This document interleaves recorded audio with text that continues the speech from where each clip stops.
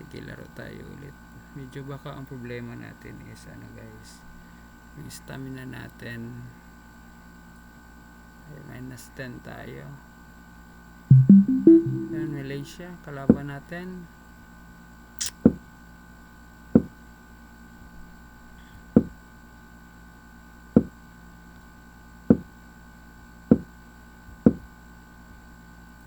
Budapest Gambit po ang game. So ito po yung nangyari. So parang active yung natin guys. Aktibo yung binigay. Bakit? Kamali siya. Exchange ka agad. Pin ka agad. Exchange ka agad. Mga mga moves na ang tawag dito na move, mga galawang ayan, kakainin, hindi pwede. Pin, ayan.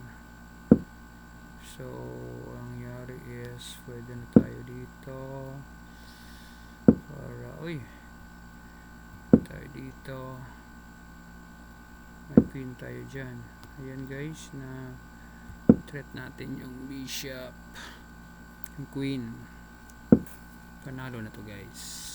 This is a very simple game. Ayan, kainin.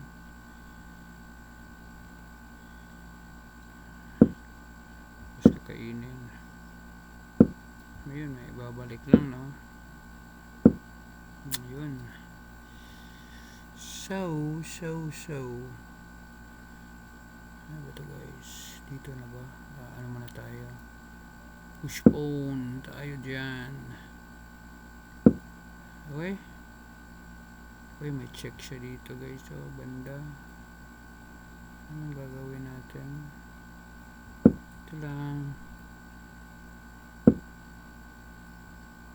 kasi our next move, hindi pala, our next move is this. Hindi pala, bahala na kayo dyan, but that's the plan.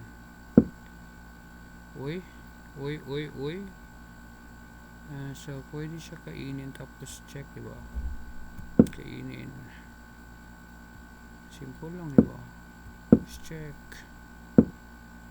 tapos kainin lang. Para makuha itong po. Ayan, nag-resign. Start ng game tayo. Buti na lang yun, no?